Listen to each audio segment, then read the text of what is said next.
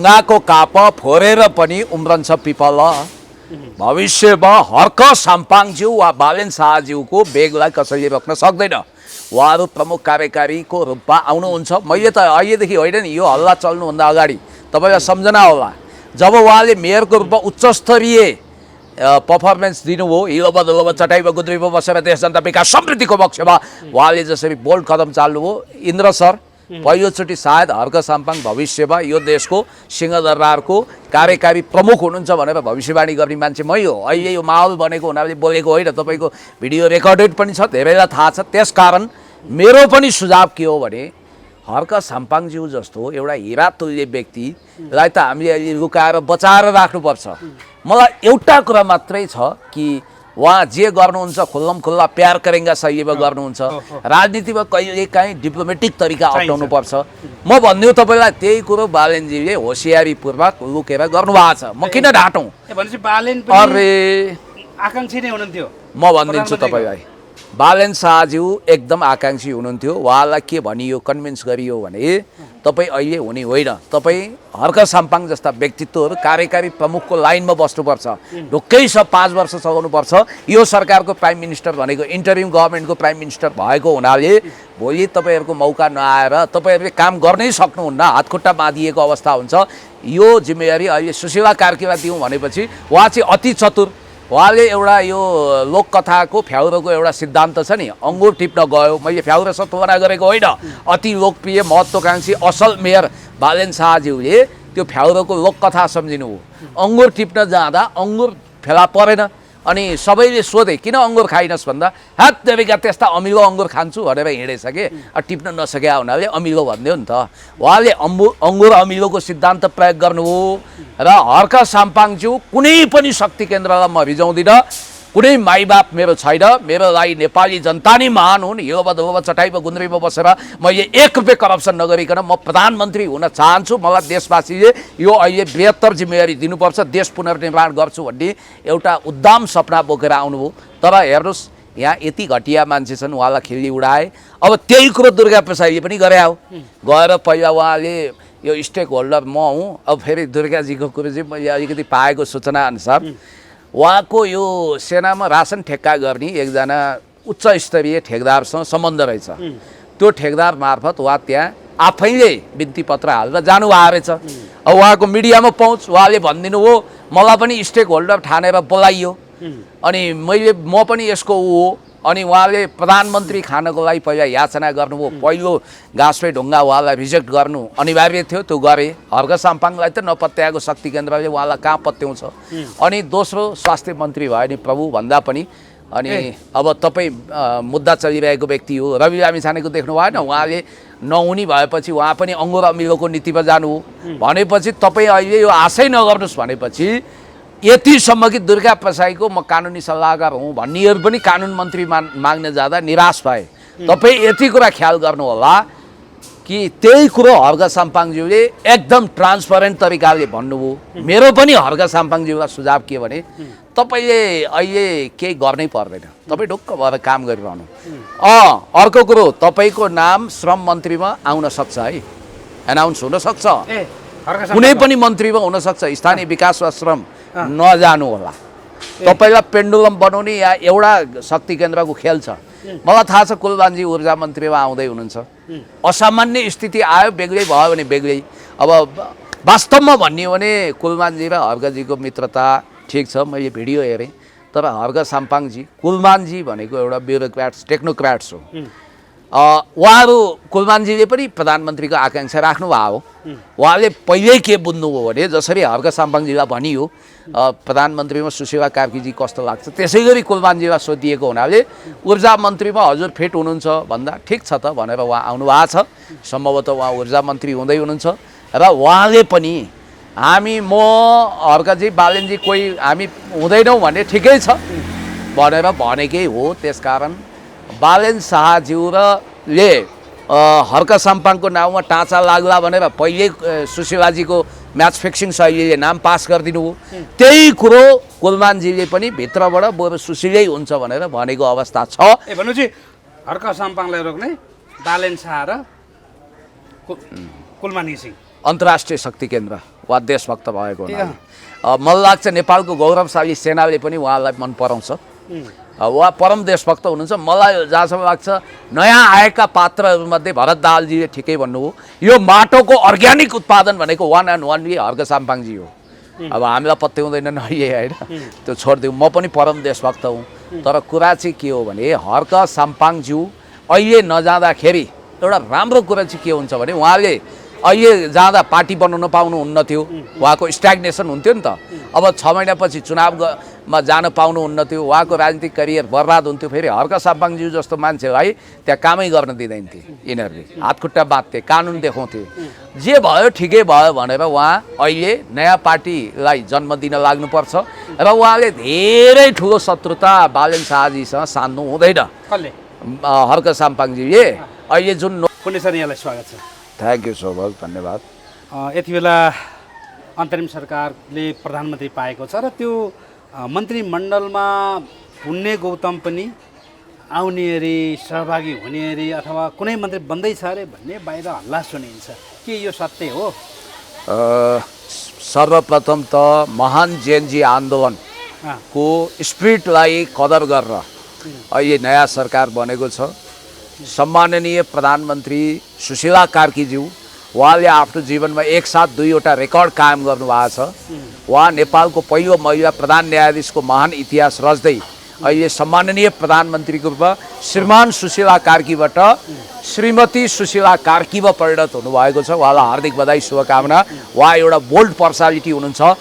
उहाँले सर्वोच्च अदालतको प्रधान न्यायाधीश हुँदाहुँदै भ्रष्ट मन्त्री जेपी गुप्तालाई पद बहाली भएकै अवस्थामा जेल म दिन्छु, जेल पठाउनु भयो र उहाँले भ्रष्टाचार विरुद्ध बोल्ड कदम चाल्नुहुन्छ र महामहिम राष्ट्रपतिले 6 महिनाभित्र चुनाव गर्ने जुन म्यान्डेट दिनुभएको छ त्यसलाई पनि पालन गर्नुहुन्छ र डेमोक्रेसीलाई तलमाथि नगरिकन लोकतन्त्रको मूल्य मान्यता धरोहर बचाएर उहाँ अगाडि बढ्नुहुन्छ, प्रतिगमनमा जानुहुन्न।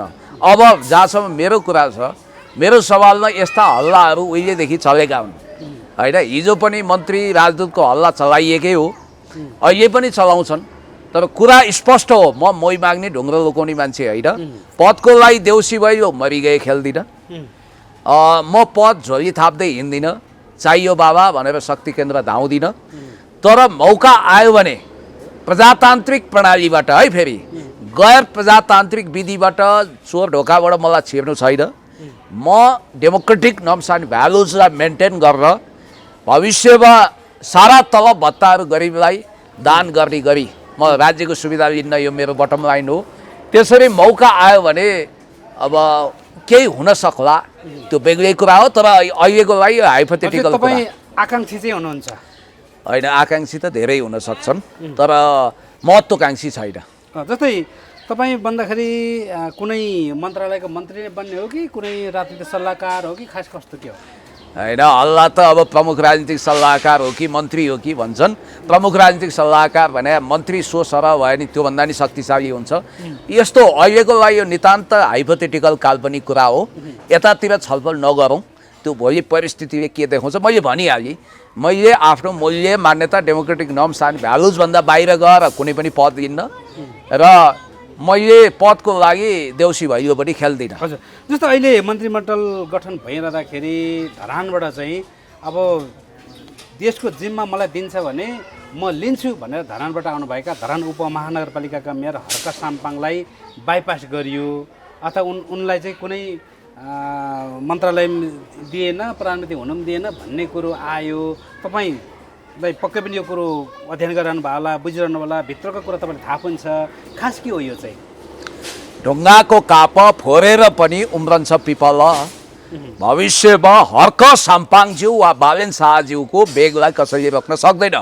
उहाँहरू प्रमुख कार्यकारीको रूपमा आउनुहुन्छ। मैले त अहिलेदेखि होइन नि, यो हल्ला चल्नुभन्दा अगाडि तपाईँलाई सम्झना होला, जब उहाँले मेयरको रूपमा उच्चस्तरीय पर्फर्मेन्स दिनुभयो, हिलोमा धुलोमा चटाइमा गुद्रीमा बसेर देश जनता विकास समृद्धिको पक्षमा उहाँले जसरी बोल्ड कदम चाल्नुभयो, इन्द्र सर पहिलोचोटि सायद हर्क साम्पाङ भविष्यमा यो देशको सिंहदरबारको कार्यकारी प्रमुख हुनुहुन्छ भनेर भविष्यवाणी गर्ने मान्छे मै हो। अहिले यो माहौल बनेको हुनाले बोलेको होइन, तपाईँको भिडियो रेकर्डेड पनि छ, धेरैलाई थाहा छ। त्यसकारण मेरो पनि सुझाव के हो भने हर्क साम्पाङज्यू जस्तो एउटा हिरा तुल्य व्यक्तिलाई त हामीले अहिले लुकाएर बचाएर राख्नुपर्छ।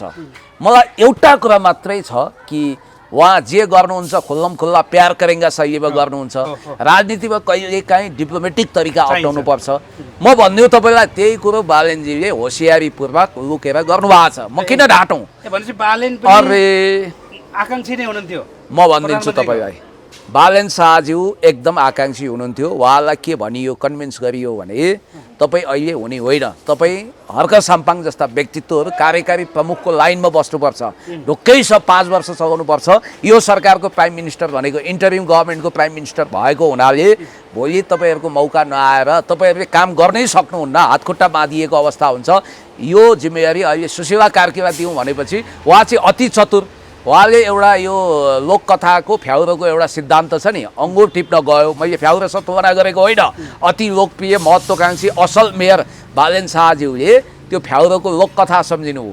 अङ्गुर टिप्न जाँदा अङ्गुर फेला परेन, अनि सबैले सोधे किन अङ्गुर खाइनस् भन्दा हात देवेका त्यस्ता अमिलो अङ्गुर खान्छु भनेर हिँडेछ कि टिप्न नसकेका हुनाले अमिलो भन्थ्यो नि त। उहाँले अङ्गुर अमिलोको सिद्धान्त प्रयोग गर्नुभयो र हर्क साम्पाङज्यू कुनै पनि शक्ति केन्द्रलाई म रिजाउँदिनँ। कुनै माइबाप मेरो छैन, मेरो लागि नेपाली जनता नै महान हुन्। हिलोमा धुलोमा चटाइमा गुन्द्रीमा बसेर मैले 1 रुपियाँ करप्सन नगरिकन म प्रधानमन्त्री हुन चाहन्छु। मलाई देशवासीले यो अहिले बृहत्तर जिम्मेवारी दिनुपर्छ, देश पुनर्निर्माण गर्छु भन्ने एउटा उद्दाम सपना बोकेर आउनुभयो। तर हेर्नुहोस्, यहाँ यति घटिया मान्छे छन्, उहाँलाई खिल्ली उडाए। अब त्यही कुरो दुर्गा प्रसादले पनि गरे हो। गएर पहिला उहाँले यो स्टेक होल्डर म हुँ, अब फेरि दुर्गाजीको कुरो चाहिँ मैले अलिकति पाएको सूचना अनुसार उहाँको यो सेनामा रासन ठेक्का गर्ने एकजना उच्च स्तरीय ठेकदारसँग सम्बन्ध रहेछ। त्यो ठेकदार मार्फत उहाँ त्यहाँ आफैले बिन्ती पत्र हालेर जानुभएको रहेछ। अब उहाँको मिडियामा पहुँच, उहाँले भनिदिनु हो मलाई पनि स्टेक होल्डर ठानेर बोलाइयो, अनि म पनि यसको हो। अनि उहाँले प्रधानमन्त्री खानको लागि पहिला याचना गर्नुभयो। पहिलो गाँसपे ढुङ्गा उहाँलाई रिजेक्ट गर्नु अनिवार्य थियो, त्यो गरे। हर्क साम्पाङलाई त नपत्याएको शक्ति केन्द्रले उहाँलाई कहाँ पत्याउँछ। अनि दोस्रो स्वास्थ्य मन्त्री भयो नि प्रभु भन्दा पनि। अनि अब तपाईँ मुद्दा चलिरहेको व्यक्ति हो, रवि लामिछानेको देख्नु भएन, उहाँले नहुने भएपछि उहाँ पनि अङ्गुर अमिलोको नीतिमा जानु भनेपछि तपाईँ अहिले यो आशै नगर्नुहोस् भनेपछि यतिसम्म कि दुर्गा प्रसाईको म कानुनी सल्लाहकार हुँ भन्नेहरू पनि कानुन मन्त्री माग्न जाँदा निराश भए। तपाईँ यति कुरा ख्याल गर्नु होला कि त्यही कुरो हर्क साम्पाङज्यूले एकदम ट्रान्सपरेन्ट तरिकाले भन्नुभयो। मेरो पनि हर्क साम्पाङज्यूलाई सुझाव के भने तपाईँले अहिले केही गर्नै पर्दैन, तपाईँ ढुक्क भएर काम गरिरहनु। अर्को कुरो, तपाईँको नाम श्रम मन्त्रीमा आउन सक्छ है, एनाउन्स हुनसक्छ, कुनै पनि मन्त्रीमा हुनसक्छ। स्थानीय विकास वा श्रम नजानु होला। तपाईँलाई पेन्डुलम बनाउने या एउटा शक्ति केन्द्रको खेल छ। मलाई थाहा छ कुलमानजी ऊर्जा मन्त्रीमा आउँदै हुनुहुन्छ, असामान्य स्थिति आयो, बेग्लै भयो भने बेग्लै। अब वास्तवमा भन्ने हो भने कुलमानजी र हर्कजीको मित्रता ठिक छ, मैले भिडियो हेरेँ। तर हर्क साम्पाङजी, कुलमानजी भनेको एउटा ब्युरोक्राट्स टेक्नोक्राट्स हो। उहाँहरू कुलमानजीले पनि प्रधानमन्त्रीको आकाङ्क्षा राख्नु भएको हो। उहाँले पहिल्यै के बुझ्नुभयो भने जसरी हर्क साम्पाङजीलाई भनियो प्रधानमन्त्रीमा सुशीला कार्कीजी कस्तो लाग्छ, त्यसै गरी कुलमानजीलाई सोधिएको हुनाले ऊर्जा मन्त्रीमा हजुर फिट हुनुहुन्छ भन्दा ठिक छ त भनेर उहाँ आउनुभएको छ। सम्भवतः उहाँ ऊर्जा मन्त्री हुँदै हुनुहुन्छ र उहाँले पनि हामी म हर्कजी बालेनजी कोही हामी हुँदैनौँ भने ठिकै छ भनेर भनेकै हो। त्यसकारण बालेन शाहज्यूले हर्क साम्पाङको नाउँमा टाँचा लाग्ला भनेर पहिल्यै सुशीलाजीको म्याच फिक्सिङ शैलीले नाम पास गरिदिनु हो। त्यही कुरो कुलमानजीले पनि भित्रबाट बरु सुशीलै हुन्छ भनेर भनेको अवस्था छ। भनेपछि हर्क साम्पाङलाई रोक्ने बालेन शाह र कुलमान घिसिङ अन्तर्राष्ट्रिय शक्ति केन्द्र वा देशभक्त भएको हुनाले मलाई लाग्छ नेपालको गौरवशाली सेनाले पनि उहाँलाई मन पराउँछ। उहाँ परम देशभक्त हुनुहुन्छ। मलाई जहाँसम्म लाग्छ नयाँ आएका पात्रहरूमध्ये भरत दाहालजीले ठिकै भन्नुभयो, यो माटोको अर्ग्यानिक उत्पादन भनेको 1 and only हर्क साम्पाङजी हो। अब हामीलाई पत्याउँदैन नहिए होइन, त्यो छोडिदिउँ। म पनि परम देशभक्त हुँ। तर कुरा चाहिँ के हो भने हर्क साम्पाङज्यू अहिले नजाँदाखेरि एउटा राम्रो कुरा चाहिँ के हुन्छ भने उहाँले अहिले जाँदा पार्टी बनाउन पाउनुहुन्न थियो, उहाँको स्ट्याग्नेसन हुन्थ्यो नि त। अब 6 महिनापछि चुनाव मा जान पाउनुहुन्न थियो, उहाँको राजनीतिक करियर बर्बाद हुन्थ्यो। फेरि हर्क साम्पाङज्यू जस्तो मान्छेलाई त्यहाँ कामै गर्न दिँदैन थिए, यिनीहरूले हातखुट्टा बाँध्थे, कानुन देखाउँथे। जे भयो ठिकै भयो भनेर उहाँ अहिले नयाँ पार्टीलाई जन्म दिन लाग्नुपर्छ र उहाँले धेरै ठुलो शत्रुता बालेन शाहजीसँग सान्नु हुँदैन। कसले?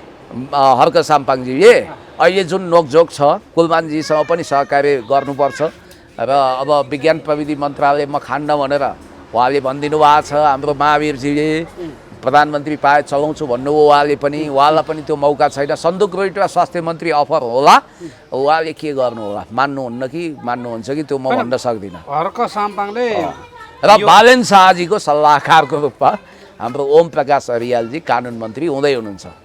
भर्खरै धरानका मेयर हर्क साम्पाङले के कुरा भन्नुभयो भन्दाखेरि अब भ्रष्टाचारीहरूको खैरात छैन भनेर ढाँडस दिनुभयो अथवा एक प्रकारको धम्की दिनुभयो। बहुत राम्रो, एकदम राम्रो। भन्नु खोजेको के हो, यो अब यो अन्तरिम सरकारले चाहिँ अब भ्रष्टाचारीहरूलाई कारबाही गर्छ भन्नु खोजेको हो? होइन, सुशीला म्याम उहाँ जस्तो महान बोल्ड महिला प्रधानमन्त्री, देशको प्रधानमन्त्रीसँग कमसेकम मैले गर्ने अपेक्षा। अरू कति कुरा होला त्यो हेर्दै जाउँ, तर भ्रष्टाचारी र अपराधीहरूको दुर्दिन सुरु भयो। Zero tolerance against crime and corruption. हाम्रो सम्माननीय प्रधानमन्त्री सुशीला कार्कीज्यूले भ्रष्टाचारीलाई कानुन बनाएर पाता कस्न लाग्नुभयो अरे, त्यसमा उहाँको समर्थन रहन्छ, हाम्रो पनि रहन्छ। र यो दलमा जुन अहिले दोस्रो पुस्ता भनेर जुर्मराउन खोजिएको छ, शेरबहादुरभन्दा मौका पाउँदा 5 खण्ड बढी करप्टेड हुन सक्ने सम्भावना गगनहरूको छ, विश्वप्रकाशजीहरूको छ। सुन्नुहोस् है। अनि नेकपा एमालेमा पनि योगेश भट्टराई र शङ्कर पोखरेलको जेनेरेसन नो नट अगेन नै हो। अब नेकपा एमालेको पुनर्निर्माण भयो भने हामीले चलाउने। सुन्नुहोस् है, रिकन्स्ट्रक्सन हुँदा हाम्रो पुस्ता, कमसेकम म आउँछु आउँदिनँ, र काङ्ग्रेसमा पनि अहिलेसम्म तेस्रो पुस्ता भनेको चाहिँ के भने त्यसको एउटा मैले परिभाषा गरेको छु। अहिलेसम्म नन टेस्टेड र दोस्रो टेस्टेड एन्ड फेल्ड नभएका, खरो उत्रिएका, स्वच्छ छविका हो। यो बाहेक अब दलको पुनर्निर्माण गर्न गाह्रो छ। 6 महिनाभित्र चुनाव भने के त, 6 महिनाभित्र चुनाव भयो भने हर्क साम्पाङजीको पार्टीले एउटा राम्रो सिट ल्याउने अवस्था हुन्छ। रासोपा उठ्छ, जे भए पनि, जसले जे भने पनि, होइन, त्यसलाई अब विकल्प त चाहियो नि त, प्रमुख प्रतिपक्ष सत्तापक्ष। अब बालेनजीले पार्टी गठन गर्नु भने त्यसले चाम लिन्छ र त्यसले गर्न सक्छ। मलाई जहाँसम्म लाग्छ अब बालेनजी पनि पार्टी गठनको दिशामा जानुहुन्छ होला। जस्तै रासोपाको कुरा आयो, रासोपाको सभापति रवि लामिछाने चाहिँ माथिबाटै परिपत्र गइसके पछाडि जेलबाट चाहिँ छुटेको भन्ने कुरो आएको थियो, होइन? तर फेरि पछिबाट यो चाहिँ फेक हो, परिपत्र नै फेक हो, यो होइन, रवि लामिछाने पनि फेरि पुनः जेलमै फर्किनुपर्छ भन्ने कुरामा आयो। यथार्थ के रहेछ यो? अब हेर्नु, राज्य सञ्चालनको एउटा माथिल्लो निकायमा पुगेको, सम्माननीय हुन मात्रै बाँकी रहेको उप प्रधानमन्त्री गृहमन्त्री भएको रवि लामिछानेलाई समेत यसपटक रणबुल्ल बनाइदियो। त्यो ठाउँमा म हुन्थेँ भने त्यो पत्र बुझ्दैन थिएँ। उहाँलाई एउटा विवश लाचार बनाएर जसले एक्सपोज गराएर निकाल्यो त्यसैले बदनाम गरिरहेछ। सुन्नुहोस् है, भएको घटना म तपाईँलाई बताइदिन्छु। सम्भवतः मलाई लाग्छ त्यो गृह सचिवको च्याम्बरमा छिरेर पत्र लेख नभए सिद्धाइदिन्छु भनेर, किनभने गृह सचिवको पनि घर जलाएको छ, उहाँ पनि आयो। अहिले त मूलधारका दलका नेता, ठुला शासक प्रशासक लगभग मनस्थितिको हिसाबले आतङ्कित हुनुहुन्छ, आयतोबा हुनुहुन्छ। उहाँहरूको परिवार विचल्ली छ, घर जलेको छ, होइन? र सायद कन्सर्टमा गनै त म भन्दिनँ, ठुलै दबाब दिएर त्यो पत्र बनाइयो होला। अब उहाँले पनि कर्मचारी हो, त्यो नगरेदेखि ज्यान जोगिँदैन भनेर पत्र हतारमा लेख्नुभयो। त्यहाँ धेरै प्राविधिक गडबडी छ। त्यो पत्र चाहिँ गएकै हो। त्यो पत्रदेखि अनि रविजीलाई पनि के भनियो भने जेल जल्दैछ, छिटो खाली गर्नुपर्छ भनेपछि उहाँ पनि हडबडिनु हो। बिचरा यसपटकको रवि लामिछाने चाहिँ इनोसेन्ट हो है, फेरि यसपटक इनोसेन्ट नै हो। उहाँले बदमास गरेर त्यहाँबाट निस्किन चाहेको होइन, खोजेको पनि होइन। अलिकति कानुनको यस्तो कानुनको बुझाइ अलिक कम भयो उहाँको। राज्य सञ्चालनको प्रक्रियामा उहाँ एकदमै तपाईँको माथिल्लो कोटीमा पुगे पनि उहाँले त्यो ढङ्गको क्षमता विकास गर्नुभएको रहेछ। मैले तपाईँलाई भनिहालेँ, होइन? प्रशासन बुझ्ने, प्रहरी बुझ्ने, त्यसको भेरिफिकेसन हुन सक्थ्यो। अथवा हाउडे तरिकाले जेल जलाउने भने पनि जेलै त जलाइहाल्दैन थिए। अब उहाँलाई एउटा थरीले गएर जेल छिट्टै जल्दैछ, तपाईँ सिद्धिनुहुन्छ भन्दा उहाँ आतङ्कित हुनुभयो, निस्किन चाहनुभयो। दोस्रो कतिले चाहिँ अब यो पत्रपछि तपाईँ फेरि कहिले आउनु पर्दैन भनेर आश्वासन दिए, उहाँ आउनुभयो। तर उहाँले फेरि एउटा परिपक्वता के देखाउनु भने म प्रधानमन्त्री हुन्न भनेर लाइन क्लियर गर्नुभयो। रविजीले म हुन्न भनेर लाइभ गर्नुभयो त उहाँले मेरो मुद्दा विचाराधीन छ भन्नुभयो। अब हुन त हल्ला चलाउनेले बालेनको लागि सिंहदरबार जल्यो, रविजीको लागि सर्वोच्च जल्यो, अदालतहरू जल्यो, फल्नाको लागि त्यो भयो, ढिस्कानाको लागि त्यो भयो भने यसपटक चाहिँ रवि लामिछानेले हिजै जिम्मेवारी देखाएर जेल फर्किसक्नु भएको छ। टोपबहादुर पनि फर्किँदैछन्। अब रवि लामिछाने जेल फर्किसक्नु भयो? फर्किसक्नु, सम्भवतः हिजो राति जानुभयो अथवा आज बिहानसम्म पुगिसक्नु। टोपबहादुर राजमा पनि फर्किने उहाँ अनि त्यो यस्तो के हाई प्रोफाइल मान्छे के रक्सल जाने रवि लामिछानेले अब बरु उनको मलाई लाग्छ विचाराधीन मुद्दाको फाइल भेटियो भने छिटोभन्दा छिटो फैसला होला।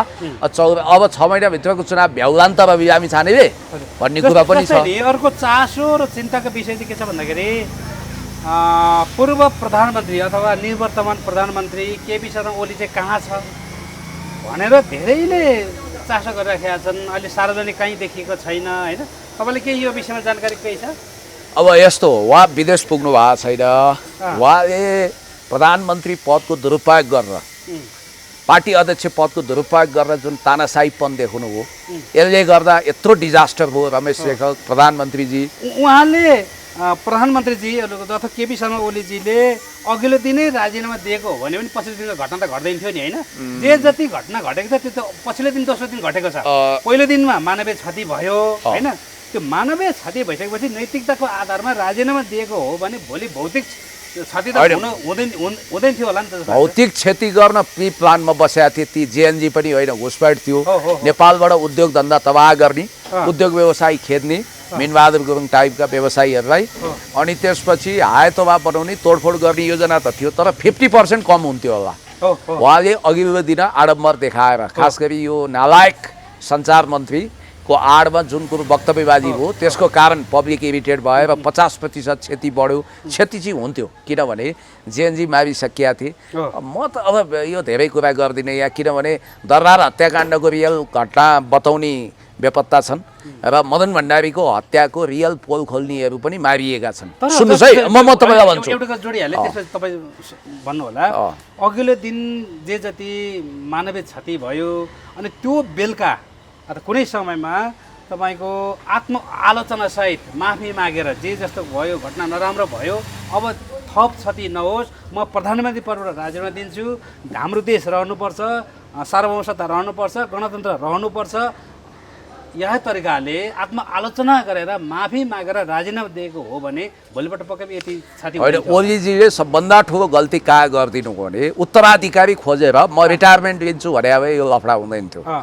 विद्यादेवी भण्डारीज्यू हुन त उहाँको पनि घर जग्गा सम्माननीय पूर्व राष्ट्रपति विद्यादेवी भण्डारीज्यूलाई सक्सेसर बनाएर उहाँले राजनीतिबाट अवकाश गर्ने निर्णय लिएर बिस्तारै सत्ता अब महिला प्रधानमन्त्री म बनाउँछु भन्नुभएको रहेछ। हुन त उहाँको भविष्यवाणी लागु भयो। सुशीला कार्कीज्यू आउनुभयो, विद्यादेवी भण्डारीज्यूलाई नि बाटो खोलिदिया भए यो लफडा हुँदैन थियो। र यसमा उहाँलाई चाहिँ अलेक्जेन्डर दि ग्रेट वा लुई बनाउनको लागि भूमिका खेल्ने शङ्कर पोखरेलजीहरू महासचिवको रूपमा उहाँ अयोग्य हुनुहुन्छ होइन। यो सिङ्गो टिम म भन्छु टेस्टेड एन्ड फेल्ड दोस्रो पुस्ता यसको अहङ्कारको कारण सब बर्बाद भयो। हुन त केपी शर्मा ओलीज्यू सेनाको घेरामा हुनुहोला। अब आयोग गठन हुन्छ, यो छानबिन हुन्छ, हत्या सम्बन्धी उहाँको हात रगतले कटकटिया छ। बिचरा केपी ओलीको के रहेर अब उहाँको देशभरि भएको पुर्ख्यौलीले त्यो तेह्रथुमको ताप्लेजुङको घर जल्यो, झापाका 2टा घर जले, काठमाडौँमा 3टा जले, उहाँको सर्वनाश भयो। देउबाको के रह्यो, गगनकै के रह्यो भन्नु न, मुख देखाएर हिँड्न सक्दैन। अर्को कुरो देउबाको त घरमुनि सुरुङ खनेर सुरुङमा समेत पैसा थियो अरे। यिनीहरूको त तपाईँको यति बदनाम भयो कि यो पहिलो र दोस्रो पुस्ताका नेताहरू त हरामखोर निस्किए। त्यसकारण यिनीहरू रहेसम्म र यिनीहरूको रजगज हुँदासम्म दल फेरि पनि बदनाम हुन्छ। ओलीकै घरमा पनि त सुनको हात्ती भेटियो। अनि अब हामीले के भन्नु पर्यो, म जतिको मान्छेले भने सुनको हात्ती भेटिएको थियो भन्ने कुरा आएको थियो नि होइन। होला होला त्यो यस्तो के भेटियो हो या झुट हो या त कति कुराहरू लुकाएका छन् होइन। मान्छेले त्यहाँ गएका अमूल्य हिरा जवाहरात पनि लुकाए होलान्। नेकपा एमाले यिनीहरूले चलाउन सक्दैनन् भने स्वस्थ पारदर्शी इमान्दार पार्टी हामी चलाएर देखाइदिन्छौँ। त्यो आत्मविश्वास मैले विकसित गर्ने हो। नो नट अगेन यिनीहरूलाई त हुँदैन। काङ्ग्रेसमा पनि निष्क भाइ हो, बहिनी हो, यो गगन पुस्ताले पनि चलाएर हुँदैन। अब हामी चलाउँछौँ भन्ने काङ्ग्रेसको तेस्रो पुस्ता निस्किनु पर्यो। बिस्तारै खरानीबाट फिनिक्स पंक्षी उडे जस्तै उड्छ आउँछ। नभए हर्क साम्पाङजीको पार्टी अथवा बालेनको पार्टी प्रमुख हुन्छ अनि त्यसपछि राष्ट्रपा पनि अगाडि आउँछ अहिलेको अवस्थामा। होइन भने यिनीहरू अझै पनि चेतिरहेको छैनन्। तपाईँलाई एउटा कुरा मैले के भनौँ भने केपी शर्मा ओली त politically KP Deuba Prachanda politically dead generation हो, यसको कुरै नगर्नुहोस्। यिनीहरूलाई अब यिनीहरू खरानी भइसके, साथमा दोस्रो पुस्ता पनि यिनीहरूसँग सती गइसके, दोस्रो पुस्ता सती हो। अब अलिकति अगाडि जान चाहेँ, जति बेला तपाईँको यो विध्वंस मचियो त्यस पछाडि प्रधानमन्त्रीले राजीनामा दिनुभयो, राजीनामा दिइसकेपछि देश अभिभावकविहीन भयो। अब त्यस पछाडि तपाईँको राष्ट्रपतिले राष्ट्रको नाममा सम्बोधन गर्नुपर्ने हुन्थ्यो, सेना अध्यक्ष अथवा सेनापतिले सम्बोधन गर्यो। अब त्यति बेला त्रास बढ्यो, अब सत्ता चाहिँ सेनाले हातमा लिने हो कि अब चाहिँ नि राजा फेरि नारायणजी फर्किने हो कि अथवा नेपाल चाहिँ भारतले हाइज्याक गर्ने हो कि भन्ने चासो चिन्ता त्यत्तिकै देख्यो होइन, कौतूहल त्यत्तिकै भयो, के हुने भन्ने आयो। नारायण टीमा सफा गर्दैछ अरे भन्ने कुरो आउँछ, घरि तपाईँको युएनको गाडी पूर्वबाट प्रवेश गर्यो अरे भन्ने कुरोहरू आइरह्यो होइन। अनि गणतन्त्र धरापमा पऱ्यो भन्ने कुरोमा आयो। अब राजतन्त्र फर्क्यो भने पुराना नेताहरूको कुन हरिबिजोग हुन्छ भन्ने कुरामा आयो। नाना थरीको थुप्रै कुरा आयो। अन्ततको त गणतन्त्र चाहिँ जोगियो। यो विषयमा चाहिँ भएको के थियो होइन, के साँच्चीकै राजा तपाईँको नारायण फर्किने तयारीमा थिए कि अथवा सेनाले पनि आफ्नो सत्ता चाहिँ हातमा लिन चाहेको थियो कि भारतले पनि हाइज्याक गर्न खोजेको थियो कि के हो खास? अब एउटा कुरो, भारत अमेरिकालाई दोष लगाएर आफू ओभानो बन्न सकिँदैन। गल्ती तपाईँहरू गर्ने खालि भारत अमेरिका चीनलाई दोष लगाउने, यस्तो यो बर्बादीपूर्ण कुरा दलहरूले गर्नु भएन। थप बर्बादी हुनबाट जोगिनु पर्यो। दोस्रो, गौरवशाली नेपाली सेनाले यसपटक लोकतन्त्रको रक्षा गर्यो, संविधानको रक्षा गर्यो। धन्यवाद छ प्रधान सेनापतिज्यू अशोक सिग्देलज्यूलाई, म सल्युट गर्न चाहन्छु। उहाँ एउटा महान सेनापति हुनुहुन्छ। त्यसै गरी होइन, उहाँले पनि त यो सोच्नुभयो होला, सेनापतिको अवधि भनेको केही वर्ष छ, अब केही समय छ, यो अवधि सकेपछि त तपाईँको म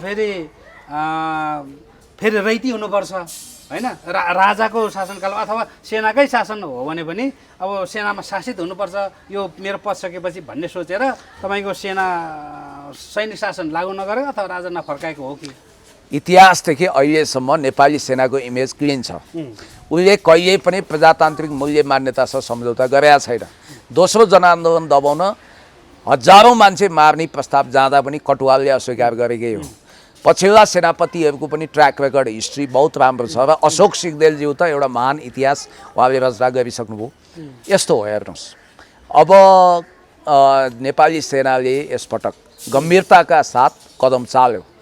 रामचन्द्र पौडेल त बिचरा उहाँ अब यत्रो कहिले गोल्छे सार्कीको थप्पड सहनु हो, कहिले के भयो, उहाँ फेरि भाग्यमानी पनि हो पदको मामिलामा। प्रधानमन्त्री बाहेक उहाँले सबै मालदार लाभदार पदहरू पाउनुभयो। सभामुख हुनुभयो, सभामुख सम्माननीय भइसकेका मान्छे फेरि गृहमन्त्री र उप प्रधानमन्त्रीमा झर्नुभयो, कृषि मन्त्री हुनुभयो। 48 पछि त पावरमा सधैँ हुनुहुन्छ त उहाँ त पावरमा हुँदाहुँदै बुढो हुनुभयो। तर हाम्रो रामचन्द्र पौडेलज्यू सम्माननीय राष्ट्रपतिज्यूको एउटा समस्या के छ भने उहाँलाई चिन्ने कार्यकर्ताहरू भन्छन् उहाँको घरमा चाहिँ केही कथम 10 प्याकेट दुध ल्याएर 5 प्याकेट दुध ल्याएर कसैलाई चिया खुवाइयो भने रातभरि निदाउनुहुन्न रे भन्नाले लोभको त्यत्रो भण्डार हो उहाँ। त्यस्तो लोभी मान्छेको घर जल्दा उहाँ किम कर्तव्य विवश लाचार हुनुहुन्छ। उहाँ अहिले यसै त संवैधानिक राष्ट्रपति, झन् रबर स्ट्याम्प राष्ट्रपति भन्छु। नभए सेनाले विज्ञप्ति जारी गरेर सैनिक मुख्यालयबाट प्रधानमन्त्री कोमामा पुगिसकेपछि, पोलिटिकल कोमामा पुगिसकेपछि राष्ट्रपतिले देशवासीको नाममा सम्बोधन गर्न किन नसके? बिचरा रामचन्द्र पौडेल त अहिले त बेहोस हुनुहुन्छ, अर्धबेहोस। उहाँलाई केही शुद्धि नै छैन। उहाँको त्यत्रो घर जलेको मात्रै झलझली छ र उहाँ अब केही लाग्दैन। उहाँ अब दिएको खाने, पदमा रहने। र अर्को कुरो के भने संसद को अस्तित्व रहनुपर्छ, संसद विघटन हुन दिन्न भन्नुभयो पहिला। दोस्रो तेस्रो पुस्ताका नेताले उहाँलाई फकाए। पहिलो पुस्ता गुमनाम छन्। बिचरा उहाँ शीतल निवासमा थरथर कामेको हुनाले जे गर्नु पनि उहाँ सहमत हुनुहुन्छ। अब उहाँलाई धेरै दोष नदिउँ, उहाँले अब बाँकी जिन्दगी अब यसै गरी सामान्य तरिकाले गुजारौँ भन्ने होला। उहाँ धेरै बदनाम मान्छे पनि होइन, डेमोक्रेसी सम्झौता गर्ने मान्छे पनि होइन। तर 6 महिनापछि चुनाव होस् हामी चाहन्छौँ। भएन भने कन्स्टिट्युसनल क्राइसिस आउँछ, संवैधानिक सङ्कट। अब यसै पनि यो सरकार विरुद्ध अदालतमा मुद्दा पर्ने हो कि अर्को समस्या छ किनभने अहिले घर तोडफोड भएको जेएनजीले घर तोडफोड गरेको प्रकाश बहादुर राउतजी अहिले प्रकाश सिंह राउतजी प्रधान न्यायाधीश हुनुहुन्छ सुशीला म्याडम के अरे ऊ हाम्रो सपना मल्ल आउनुहुन्छ यो सरकारको बारेमा संसद विघटनको प्रस्तावलाई अस्वीकार गरेर फेरि पनि संसदीय खेलमा अदालतले लैदिन्छ कि भन्ने पनि छ एउटा दोस्रो यसको वैधानिकताको कुरो बाधा अड्काउ फुकाउ अन्तर्गत नेसेसिटी अफ डक्ट्रिनको आधारमा यो सरकार गठन भयो फेरि सरकारमा आउने मन्त्रीहरू कति म्याच्योर्ड हुन्छन् गतिला हुन्छन् अब त्यो मिडियामा गर्दै पत्रकार सम्मेलन गर्ने होइन राजनीतिको नबुझेका घर ठेगाना स्पष्ट नभएका अन्त त्यो गर्ने त भनेर बिकी अग्रवाल जस्तै बोल्ने मान्छे क्याबिनेटमा आउने हुन् कि भन्ने पनि छ मान्छे आउने हुन् कि म्याच्योर्ड मान्छे आउँदैनन् कि अराजनीतिक मान्छे आउँछन् कि भन्ने छ म्याच्योर्ड पोलिटिकल परिस्थिति बुझ्ने मान्छे आएर राम्रोसँग जाँदाखेरि यो सरकारले हिस्टोरिकल काम गर्न सक्छ त्यो भनेको के भने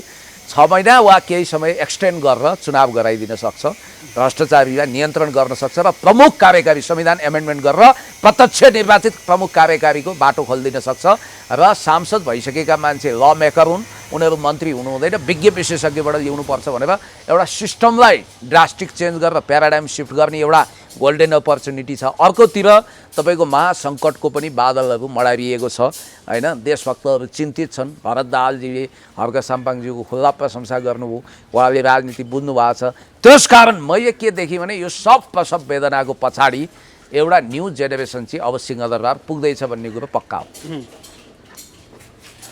जस्तै भर्खरै शक्तिमा आएका अथवा चर्चामा आएका जुन गुरुङ हुनुहुन्छ सुधन गुरुङ भनेर बाहिर आएको छ जो हामी नेपाल नामक एउटा संस्था चलाउनु भएको छ उहाँले आइएनजिओ एउटा चलाउनु भएको छ उहाँ चाहिँ कहीँबाट फन्डिङ भएको भनेर पनि धेरै मिडियाहरूले लेखेको छ विदेशी मिडिया विशेष गरी भारतका मिडियाहरूले धेरै फन्डिङ भएर धेरै पैसा खाएर अहिले यसरी चाहिँ जेनजीलाई उठाएर जेनेरेसन जीहरूलाई उठाएर यसो गर्यो यसो भन्ने कुरोमा आएको छ फेरि धेरैले चाहिँ अब त्यो जेनेरेसन जीको नेतृत्व गर्ने धेरै थिए अनि धान खाने मुसा चोट पर्ने भ्याउदा भने जस्तै होइन अथवा काम गर्ने कालु मकै खाने भालु भने जस्तै उसले चाहिँ जस लिए अनि वास्तविक जेनर्जीहरू चाहिँ अहिले अर्कै छ भन्नेहरूमा आइराखेको छ खास के हो यथार्थ चाहिँ के हो यो यसमा चाहिँ उमेरगत रूपमा वा जेनेरेसन जेड हुन अयोग्य हुनुहुन्छ होइन उहाँ त कति 36 वर्षको 40 वर्ष वरिपरि हुनुहुन्छ 40 वर्षको वरिपरिका होइन किनभने 72मा आफ्नो सन्तान गुमाउने मान्छे अहिलेभन्दा 10 वर्ष अगाडि नै गुमाएको होइन भनेपछि अनि इन्डियन मिडियाले मैले हेरेँ त्यहाँ उहाँको बारेमा उहाँलाई बढी नै हाइलाइट गरिएको छ मानौँ उहाँ त एकदमै महान हुनुहुन्छ जसरी र कतिपय मिडियाले अनेक प्रश्नहरू उठाए जस्तो कि नेपालमा बदनाम भएका कारोबारी हतियार तस्करहरू अथवा कोरोना कालमा लुटपाट मचाउने काला व्यापारीहरूसँग उहाँको कनेक्सन भनेर गरे हुन त त्यहाँ बेफाकमा सन्दुक रोहितको नाम बदनाम गरिएको छ सिआइएको एजेन्ट भनेर सन्दुक रोहित सर चाहिँ एकदम राम्रो मान्छे हो उहाँलाई बदनाम नगरौँ उहाँ असाध्यै असल मान्छे हो मेरो बुझाइ महावीर पुन सन्दुक रोहितमा कसैले पनि अब गुरुङको बारेमा आउँ अब यो सुजन गुरुङजीलाई राष्ट्रिय अन्तर्राष्ट्रिय रूपमा यत्रो एक्सपोजर कसरी प्राप्त भयो एउटा कुरो दोस्रो सम्माननीय प्रधानमन्त्री सुशीला कार्कीज्यूलाई लोकको अगाडि उहाँले ढोग्नुभयो होला आमा मानेर उहाँले ढोग्नुभयो होइन तर त्यो यदि चाकडी होइन र त्यो संस्कार हो भने त्यसलाई राम्रै मान्नुपर्छ अनि उहाँलाई पनि अननेसेसरी महत्त्व दिएको देखिन्छ विभिन्न शक्ति केन्द्रबाट अनि अर्को कुरो उहाँमा मैले यसो हेर्दा पोलिटिकल नलेज जिरो उहाँले भन्नु पनि भएको छ मलाई राजनीतिक आउँदैन उहाँले प्रशासन पनि बुझ्नु भएको छैन पोलिटिक्स पनि बुझ्नु भएको छैन सन् 2020 यानि कि आजभन्दा 5 वर्ष अगाडि नाइट क्लब धाउने डिस्कोथेक जाने नाच्ने गाउने खाने रमाउने अनि उहाँले गरेर बोल्नुहुन्छ के गरेर अब त्यो कस्तो सङ्केत हो तपाईँले बुझिहाल्नुहुन्छ होइन भन्नाले अब युवराज सफलले चाहिँ उहाँले मन्त्री हुन्न भन्नुभयो ठिक छ धन्यवाद भन्नुभयो मन्त्री हुन्न भने कि दिन्न भने हो पोजिसन त क्लियर हुनु पऱ्यो नि अङ्गुर अमिलोको नीति हो कि अब उहाँ मन्त्री पनि जानु हो भने चाहिँ फेरि कस्ता कस्ता मान्छे मन्त्री हुन लाग्यो भनेर ट्रोल चाहिँ व्यापक हुनुहुन्छ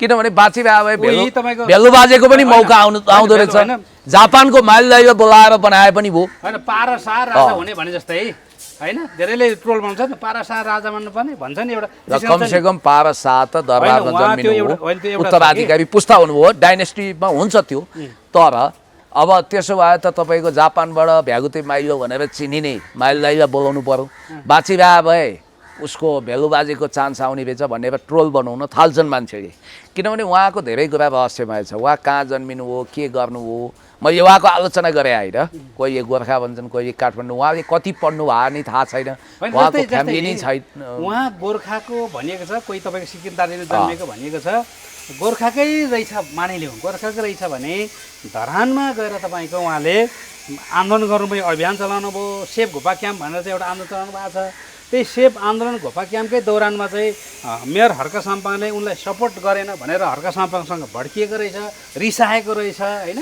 त्यही कारणले हर्क साम्पाङको नाम चाहिँ सिफारिस गरिएन छ भन्ने कुरो त्यो त सत्य रहेछ नि त हर्क साम्पाङज्यूको विरोध गर्ने मान्छेहरू देशभक्त हुन सक्दैनन् हर्क साम्पाङज्यूको विरोध गर्ने मान्छे श्रमजीवी पक्षधर हुँदैनन् या त उनीहरू कर्पोरेट हाउसका हुन् या उनीहरू विदेशीसँग सालनाल गाँच्छन् या त पूर्वाग्रह हुन्छ अब हेर्नु न बिचरा त्यो मन्जु भण्डारीको घर तोडफोड भएको देख्दा मलाई पनि नरमाइलो लाग्यो क्या उनी होला मुखको छुच्ची भए पनि करप्टेड होइन उनले आनासुकी गरेर त्यो घर बनाएर छ अब यो जेनजीको हुलमुलमा के भयो भयो त्यो छोडिदियो होइन त्यो डिजास्टरै भयो होला के भयो यहाँ एउटा चाहिँ बुझ्दै नबुझेको कुरो हो जुन जेनजीको आन्दोलन भयो त्यो आन्दोलनमा नेतृत्वविहीन स्वस्फूर्त जेनजीहरू उठ्ने भनिएको थियो सुरुमा भरे तपाईँको आन्दोलन सफल भइसकेपछि चाहिँ म यसको नेतृत्व हो म यसको संयोजक हो भन्दै चाहिँ सुदन गुरुङहरू भन्नेर आयो क्या सुरुमै तपाईँको फेरि सुदन गुरुङ चाहिँ तपाईँको हामी नेपाल भन्ने एउटा एनजिओ चलाउँदो रहेछ होइन सुरुमा फेरि जनतालाई भ्रम बनाइयो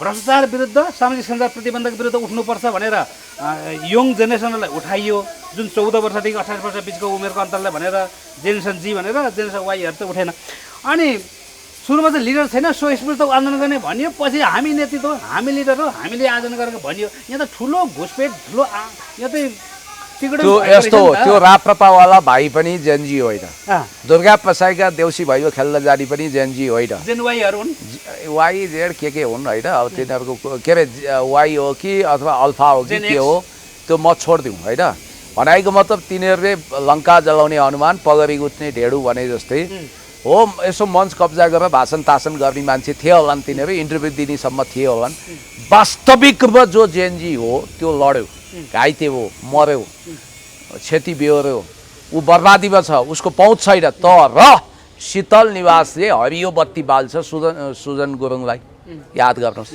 सुदन गुरुङलाई त उहाँ उमेरको हिसाबले पनि जेएनजी होइन धेरै कुराको कन्ट्रोभर्सियल कुराहरू आएपछि मलाई लाग्छ अब यो अवस्था अत्यन्तै गम्भीर छ र हर्क साम्पाङज्यूलाई सिद्धाउँछु भनेर लाग्नु फेरि त्यो राम्रो कुरा पनि होइन तर अब सुदनजीलाई मेरो सुझाव के छ भने तपाईँले म मन्त्री खान्न भन्नुभयो भने यो एकदम परिपक्व निर्णय गर्नुभयो र राष्ट्रियताको कुरो कृपया तपाईँको 3 पुस्ते विवरण तपाईँले भिडियो मार्फत ल्याउनु होला सत्य विवरण त्यति ल्याइदिनु हो भने त्यसपछि तपाईँलाई हामी हाई गरौँला अब अनि उहाँको थेग हो म अहिले पनि तपाईँलाई भने अन्त यो गर्ने त अन्त भनेर बोल्नुहुन्छ त्यो त धरानको मान्छेले पनि अन्त भन्दैनन् अनि त भन्छन् होइन यस्तो गर्ने हौ भन्छन् होइन त्योसम्म थेग हो अन्त यो गर्ने नि त हौ भनेर बोल्ने भने चाहिँ ठ्याक्कै सिक्किम दार्जिलिङको अब यो चाहिँ विदेशी ग्रान्ड डिजाइनमा विशेष गरी वेस्टर्न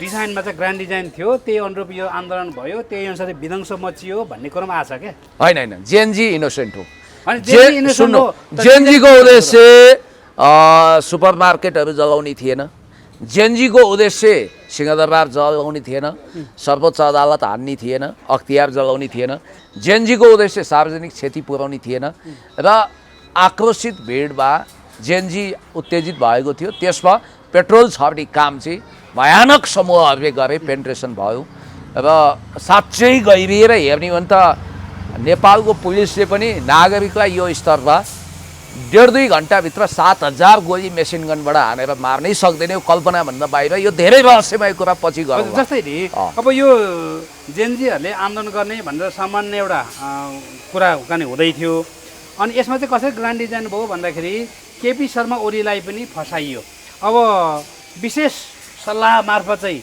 अब यङहरूको के अरे यो उसँग चाहिँ खेल्ने भनेर सामाजिक सञ्जाल प्रतिबन्ध गर्न लगाइयो अनि सामाजिक सञ्जाल प्रतिबन्ध गरेर चाहिँ युवाहरूको भावना चाहिँ सेन्टिमेन्ट चाहिँ ओलीको आक्रोशतिर जान्छ त्यसमा चाहिँ तपाईँको जनता स्वस्फूर्त आन्दोलन उठ्छ अनि सरकार ढल्न सजिलो हुन्छ भनेर चाहिँ त्यो डिजाइन अनुरूपै यो सामाजिक सञ्जाल प्रतिबन्ध ओलीजीको तानाशाही रवैया सामन्ती सोच जनविरोधी क्रियाकलापले पेट्रोलमा आगोमा पेट्रोल छर्यो तर ओलीजीले फेरि राष्ट्रवादको नाउँमा उहाँले जसरी इन्डिया वेस्टर्नसँग एकैचोटि पङ्गा लिनुभयो संसारको सबभन्दा ठुलो कर्पोरेट संस्था खास गरी एलन मस्कको ट्विटर एक्स युट्युब र यता मार्क जुगरबर्गको मेटा यी कम्पनीहरूसँग पङ्गा लिएपछि धेरै स्ट्राटेजिक मान्छेले यो अवस्था आउला भनेर सोचेकै थिए र यो जेनजी भनेको विश्वव्यापी प्रभावको एउटा हो जेनजी आफैमा एउटा भावना हो संस्था होइन त्यस कारणले गर्दाखेरि जेनजीको ब्यानर कब्जा गर्न धेरै आए होइन लङ्का जलाउने हनुमान पगरी गुत्ने डेडु अब अहिले मन्त्रीमण्डलमा आउने पात्रहरूमा सुशीला म्याडम सम्माननीय प्रधानमन्त्रीज्यू त आन्दोलनमा ऐक्यबद्धता जनाउन जानु हो उहाँ एक्टिभिस्ट होइन हुन पनि मिल्दैन तर अरू हुनेवाला मन्त्री को पर्लान् होइन मन्त्रीमण्डल त बन्वा अन्तरिक्षमा त चल्दैन तर उनीहरू वास्तविक जेनजी आउँछन् कि के आउँछन् फेरि वास्तविक जेनजीलाई मन्त्री बनाएर उनीहरूले चलाउन सक्लान् मन्त्री भने त सचिवलाई पनि तपाईँको आदेश दिनुपर्ने ठाउँ हो केटाकेटी आयो गोली चलायो मट्याङ्ग्राको सत्यानाश गर्नु हुँदैन अब धेरै जटिल कुरा छ हेर्दै जाउँ लेट्स सी अरू को बन्लान् सम्भावित मन्त्रीहरू चाहिँ अब ओम प्रकाशजी बन्नुहुन्छ कुलमानजी बन्नुहुन्छ हजुर मेरो विचारमा को ओम प्रकाश चाहिँ अरियाल बालनजीको कानुनी सल्लाहकार बालनको तर्फबाट उहाँ बन्नुहुन्छ दुर्गा प्रसाईको प्रतिनिधि बन्दैन बन्दैन उहाँ प्रतिनिधि होइन उहाँ आफै बन्न खोजे उहाँलाई दिँदैन अहिलेको अवस्थामा अनि हर्क सम्पाङले बाइपासै गरेको हो धरानको हर्क साम्पाको नाम श्रम मन्त्रीमा आउन सक्छ उहाँले अस्वीकार गर्नु होला गर्नु पनि पर्छ किनभने यसपटक हर्क साम्पाङज्यूलाई एक्सपोज गराएर कामै गर्न नसक्ने गरी हातखुट्टा बाँधेर कुनै जिम्मेवारी दिने कुरा म अन्तर्राष्ट्रिय चलखेल थाहा पाउँदैछु र तपाईँको यो इन्टरभ्यू मार्फत पनि हर्क साम्पाङज्यूलाई भन्दैछु यो पटक तपाईँलाई प्रधानमन्त्री नदिएपछि मन्त्री बनाएपछि तपाईँ जीवनभर प्रधानमन्त्री बन्नुहुन्न लेखेर राख्नुहोस् यदि यसपटक तपाईँ श्रम मन्त्री वा कुनै मन्त्रीमा जानु भने लेख्नुहोस् ढुङ्गाको अक्षर बनाएर लेख्नुहोस् भिडियो रेकर्ड राख्नुहोस् हर्क साम्पाङज्यूलाई जीवनभर प्रधानमन्त्री हुन नदिने गरी एक्सपोज गराइदिन्छन् र उहाँलाई सिद्धाउँछन् त्यो भएको हुनाले यो कुरा के हुन्छ भने एउटी भर्जिन केटीले आफ्नो कुमारित्वमा सम्झौता गर्दिनन् भनिन्छ नि वैदिक कालमा सानातिना आश्वासनमा रमाएर जाने सानातिना व्यापारीहरूसँग कुमारित्व सुम्पनेहरूले राजकुमारसँग बिहा गर्न पाउँदैन थिए के तर जसले सानोतिनो लोभमा फसिनन् परम सुन्दरी तिनको विवाह चाहिँ दरबारमा राजकुमारसँग हुन्थ्यो र रानी बन्थिन् हो रानी बन्ने सौभाग्य किन गुमाइन् तिनले भने अब सानातिना व्यापारी पैसा हाल्छ सुतिन् भने जस्तै अहिले आफ्नो भर्जिनिटी पोलिटिकल भर्जिनिटी नगुमाउनु उहाँलाई फेरि अर्को अवसर गुम्छ उहाँको दल बनाउन पाउनुहुन्न उहाँले अर्को चुनावमा जानको निम्ति उहाँलाई त बर्बादी नै बर्बादी हुन्छ अरू पात्रको मलाई थाहा भएन कुलमानजीलाई उहाँ टेक्नोक्राट हो उहाँलाई मन्त्रीमण्डलमा जाँदा घाटा हुँदैन तर एक मात्र घाटा हुने त्यसो भए त बालनजी गए भइगयो नि त उप प्रधानमन्त्री सहित यो ऊभन्दा त ठुलै पद हो के अरे यो मेयरभन्दा उप प्रधानमन्त्री गृहमन्त्री खाए भइगयो तर उहाँ जानुहुन्न किनभने उहाँले पनि यो कुरा बुझ्नु भएको छ हर्क साम्पाङज्यू पनि जानु हुँदैन द्याट्स अल यो जानु हुँदैन अब पुराना दलका शीर्ष नेताहरू अब रातिमा कहिल्यै फर्किनु हुँदैन फर्किने छैनन् भन्छन् यो सत्य हो अब सत्य होइन सत्य बन्नु नै पर्छ यिनीहरू फर्किए भने झन् ध्वंस हुन्छ केपी शर्मा ओली प्रचण्ड शेरबहादुर देउबा झलनाथ खनाल माधव कुमार नेपाल लगायत यी त फर्किनै सक्दैनन् छोडिदिनुहोस् होइन यी फर्किए भने नि जनताले थोक्छन् सवाल यी होइन शङ्कर पोखरेलज्यू योगेश भट्टराईजी लगायत तपाईँको घरै जले पनि योग्य मान्छे बरु गोकुल बास्कोटाजी उहाँ योग्य मान्छे हो 70 करोड भन्ने चर्चा पाउँछ नि त्यो गलत कुरा हो म छाती ठोकेर भन्छु उहाँ मेरो मावली छेउको गाउँको मान्छे हो उहाँले गाउँको घर बेचेर यहाँ बनाउनु भएको छ धेरै भ्रमहरू पनि छन् त घर जल्ने जम्मै भ्रष्ट छैनन् नि विद्यादेवी भण्डारीज्यू कहिले भ्रष्टाचार गरे मान्छे होइन नि म त डिफेन्स गर्छु उहाँको त होलचालमा जल्यो होला सम्मानित पद खाएको शेखर कोइरालाको पनि घर जलाए त्यत्रो प्रशंसा गर्दै ऊ प्रेम आलेले यत्रो जेनजीको समर्थन गरे उहाँको जलाए मैले भन्न खोजेको कुरा के हो भने विद्यादेवी भण्डारीज्यूको नेतृत्वमा अहिले तत्काल एमाले पुनर्गठन गर्नुपर्छ शङ्कर पोखरेल लगायत यो जेनेरेसनमा विदा गर्नुपर्छ योगेश भट्टराईहरूलाई शङ्कर पोखरेललाई महाधिवेशनबाट विदा दिनुपर्छ म जस्तो मान्छे महासचिव वा उपाध्यक्ष वा कम्तीमा सचिव आएर पार्टी पुनर्गठन भयो भने बच्छ काङ्ग्रेसमा पनि गगन विश्वप्रकाश यिनीहरूले ट्याउट्याउ गर्नु पर्दैन उनीहरू पनि सती गइसकेका छन् पहिलो पुस्तासँग काङ्ग्रेसको पनि यो विद्वान गुरुङ भन्ने को छन् यो जो टेस्टेड एन्ड फेल्ड छैनन् यिनीहरू गए हुन्छ यसरी जानुपर्छ। अब म लगभग अन्त्यतिरमा आउँदैछु। जसरी अहिले संसद विघटन गरियो संसद विघटन भइसके पछाडि सांसदहरू बेरोजगार भए थुप्रै बेरोजगार भए अब उठी बस्ने हुने भयो भन्ने तरिकाको सामाजिक सञ्जालमा एक प्रकारको ट्रोलहरू बनाइराखेका छन् होइन हुन पनि त्यो होला सत्य नै होला होइन। अब के हुन्छ फेरि अदालतको प्रक्रिया पनि होला के होला अदालतको च्यालेन्ज होला कसो होला के छ सर यसको बारेमा? अब यस्तो अहिले यो कता कता सेलिब्रेटी सांसदहरू सुरुमा हतार गरेर राजीनामा दिए ऊ त्यो मधेसको पनि मुख्यमन्त्रीले फेसबुकमा राजीनामा घोषणा गरे अहिले छैन ऊ एमालेको विद्यार्थीको अध्यक्षले हतार सङ्गठन छोडे अहिले फेरि म त कन्सर्टमा बन्दुकै देखाएँ भनेर रोइलो गर्दैछन्। यस्ता लाचारी प्रकट गर्नु हुँदैन हामीले खुट्टा कमाएन नि त म जस्तो मामुली मान्छेले पनि आफ्नो अडान राखेर बस्यो नि त। कुरा के हुन्छ भने हुलमुलमा जिउ जोगाउनुपर्छ अनिकालमा बिउ जोगाउनुपर्छ सवाल चाहिँ के हो भने एउटा सवाल चाहिँ उठ्यो क्या जसरी हतारमा राजीनामा आयो जसले दिनुभयो उहाँहरू राजसभा सबैले दियो राजसभा सबैले दिए होइन दिएको हो नि त। अब चाहिँ मार्ने भए जेनजीहरूले ज्यान जोगाउनको निम्ति भनेर राजीनामा दिएको त्यो आवश्यकभन्दा बढी अतालिया हो मार्ने सिद्धौनी भए हामी पनि सुरक्षित हुन सक्दैनौँ। सुन्नु न मैले भन्न खोजे नेताको परीक्षा सङ्कटमा हुन्छ मैदान छाड्छ कि छाड्दैन भन्ने त्यतिखेर देखिन्छ। मैले त मैदान छाडिनँ। हर्क सम्बन्ध भन्नु नि यो देश जलेको बेलामा भत्किएको बेलामा चैटेको बेलामा फुटेको बेला म सम्हाल्छु भन्न उहाँ आउनुभयो तर बालेन शाह चाहिँ पछि हट्नुभयो भन्ने कुरो आयो नि त। यस्तो हो अब फोन अफ गरेर बस्नुभयो त बालेन शाहले अब धेरै कुरा छ यहाँ होइन। अब म तपाईँलाई यति भन्छु कि राप्रपाले पनि नैतिक जमिन समाप्त पारो अब ऊ फेरि पुनर्स्थापितै भयो भने पनि संसदमा जान ऊ नैतिक रूपमा योग्य छैन किनभने राजीनामा दिएर बस्यो राजसभाको पनि त्यही होला कुरा। अब सवाल के भने अरबौँ खरबौँ रुपियाँ जोगिन्छ अब होला 25% धन्दा सेठ सांसदहरू छन् उनीहरूलाई घर जल्दैमा के हुँदैमा समस्या छैन हुन त उनीहरूको पनि लुटको धन फुपूको श्राद्ध कहाँ लगानी गरेका छन् तिनले पैसा नदेलान् विदेशमा राखेको पनि कोल्याप्स होला। तर 75% सांसदहरू जसले अनेक लोभ गरेर जी हजुरी गरेर के गरेर घर बनाए ऊ ज्वाला शाह भन्ने बहिनी देख्नु भएन रोएर बस्नु भएको छ बिचरा मलाई त माया पनि लाग्यो के गरेर घर बनाउनु भयो होइन रेन पान के भनिरहनु भएको छ। अधिकांश चाहिँ तपाईँको विक्षिप्त भए सडकमा आए उनीहरू बर्बाद भएकै हुन् म मान्छु। यसको कारण छ राजनीतिमा अब नि दुईटा तीनटा कुरो चाहिँ हुने भयो है। एउटा राजनीतिमा गएर म घुस खाउँला भनेर सोच्ने गुन्डागर्दी गर्ने अपराध गर्ने मान्छेले राजनीतिमा नछिरे हुन्छ स्वच्छ छविको मान्छे छिर्ने भए। अर्को नेपालमा राजनीतिक भ्रष्टाचार गर्यो भने जनताले यसै गर्छन् भन्ने सबक सिके भ्रष्टहरू हच्किने भए असल मान्छे आउने भए। र मेरो त प्रतिबद्धता के हो भने न मैले हिजो केही खाएँ न भोलि केही खान्छु म त 100% तलब भत्ता गरिब दुखीलाई दान गर्छु भनेको छु मैले। त्यसकारण यो भावनाका मान्छे हुनुहुन्छ भने राजनीतिमा आउनु फेरि लुट्छौँ कमाउँछौँ भन्ने मान्छेलाई फेरि अर्को जेनजीले ठोक्छ। थ्याङ्क यू सर धेरै धेरै धन्यवाद।